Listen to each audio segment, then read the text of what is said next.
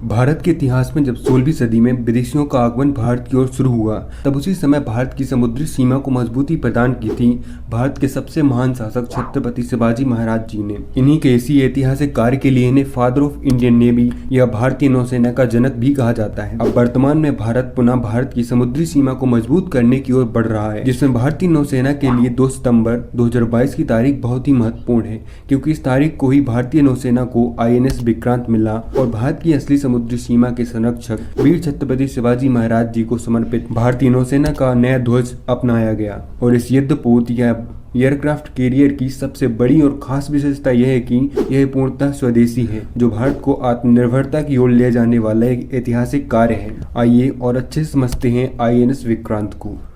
तो INS विक्रांत के इतिहास को देखें तो वर्ष 1999 के समय में भारत के रक्षा मंत्री जॉर्ज फर्नांडिस ने project 71 air defence ship ADS के तहत एक विमान वाहक पोत INS विक्रांत के विकास और निर्माण को एक्सेप्ट किया। उस समय तक एक ऐसी युद्धपोत की आवश्यकता थी जो अधिक आधुनिक हो और अधिक जेट लड़ाकू विमानों को ले जा सके। वर्ष 2001 में कोचीन शिपयार्ड लिमिटेड CSL ने एक स्पष्ट स्की जंप के साथ 32,000 टन के STOBAR short take off but arrest recovery design को दिखाते हुए एक ग्राफिक वीडियो जारी किया। इस विमान वाहक परियोजना को अंततः जनवरी 2003 में ऑफिशियली अप्रूवल मिल गया और अगस्त 2006 में नौसेना अध्यक्ष एडमिरल अरुण प्रकाश ने कहा कि इस जहाज के लिए पदनाम वायु रक्षा जहाज ADS से बदलकर स्वदेशी विमान वाहक IAC कर दिया गया है। और INS विक्रांत की डिजाइन में अंतिम संशोधन से विक्रांत की 37,500 टन की क्षमता को बढ़ाकर 40,000 टन कर दिया गया और जहाज की लंबाई को बढ़ाकर 252 मीटर से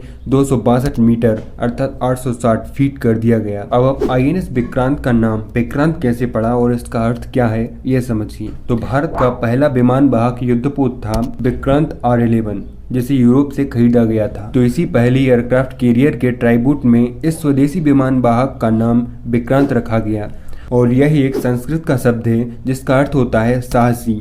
और इस जहाज का आदर्श वाक्य है जय मां साम युधि स्पृधा, जो ऋग्वेद से लिया गया है, जिसका अर्थ है मैं उन लोगों को हराता हूं जो मेरे खिलाफ लड़ते हैं। तो INS विक्रांत को प्रधानमंत्री नरेंद्र मोदी जी ने 2 सितंबर 2022 को भारतीय नौसेना को समर्पित किया और मोदी जी ने स्वदेशी युद्धपोत के लिए कहा है कि यह एक तैरता हुआ शहर है और यह एक स्वदेशी क्षमता का प्रतीक है, क्योंकि यह विमान वाहक 262 मीटर लंबा और लगभग 60 मीटर चौड़ा है, जो कि लगभग 2.5 हॉकी फुटबॉल ग्राउंड से भी बड़ा है। और इसमें 30 लड़ाकू विमान और हेलीकॉप्टर रखने की क्षमता है, जिसकी वजन क्षमता 40,000 टन है। और इस विमान वाहक की समुद्र में रफ्तार 28 समुद्र मील प्रति घंटा है।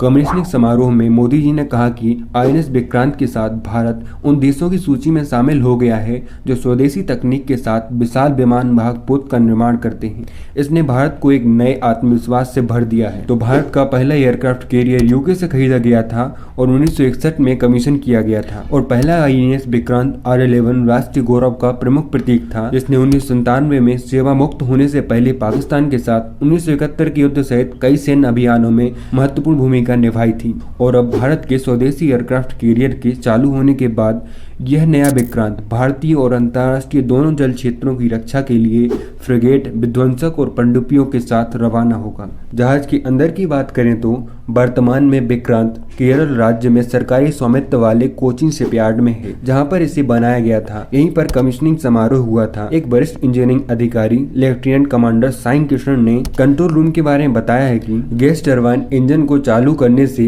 यह विक्रांत जहाज एक तैरते हुए शहर की तरह चलने लगता है। उन्होंने कहा कि बोर्ड पर 4 इंजन एक साथ 88 मेगावाट की बिजली का निर्माण करते हैं, जो एक शहर की आपूर्ति के लिए पर्याप्त है। इस जहाज पर 16 बिस्तरों वाला एक अस्पताल, 2 ऑपरेटिंग थिएटर और इंटेंसिव केयर यूनिट है। इस जहाज को बनाने में लगभग 13 वर्ष लगे हैं और इस पर कोचीन शिपयार्ड के अध्यक्ष और प्रबंध निर्देशक मधु नायर का कहना है कि जहाज के निर्माण में भले ही देरी हुई हो, लेकिन इस जहाज ने हमें और अधिक कॉन्फिडेंट बनाया है, क्योंकि मैं नहीं कहता कि 13 साल सबसे अच्छे हैं। हम निश्चित रूप से बेहतर कर सकते हैं, लेकिन हमें यह भी समझना चाहिए कि हम इसे पहली बार कर रहे थे, इसलिए मैं दुखी नहीं हूँ। और आईएनएस विक्रांत में लगभग 500 भारतीय कंपनियों को शामिल किया गया है इसे स्वदेशी रूप से बनाने के लिए। नौसेना और कोचिन शिपयार्ड का कहना है कि विक्रांत की लागत भारत की डिफेंस कैपेबिलिटी में इन्वेस्टमेंट को बढ़ाएगी। यह आईएनएस विक्रांत 18 मंजिल जितना ऊंचा है, जिसमें 2400 डिब्बे हैं, जिन्हें 1600 मजबूत चालक दल के साथ डिजाइन किया गया है। इसमें महिला अधिकारियों और नाविकों को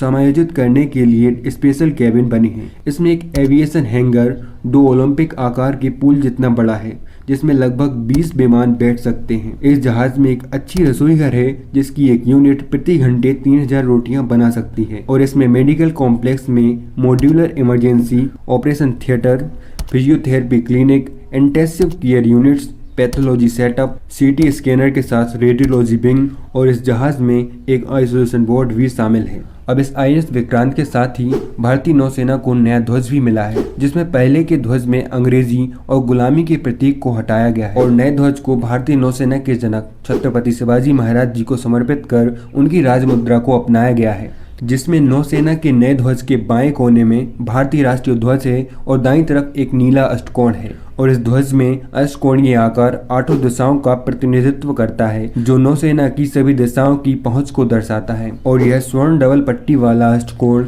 मराठा सम्राट शिवाजी महाराज की राजमुद्रा से प्रेरित है, जिसे शिवाजी महाराज ने तब अपनाया था जब वह 16 वर्ष के थे। इस नौसेना के ध्वज में राष्ट्रीय प्रतीक एक लंगर के ऊपर बैठा है।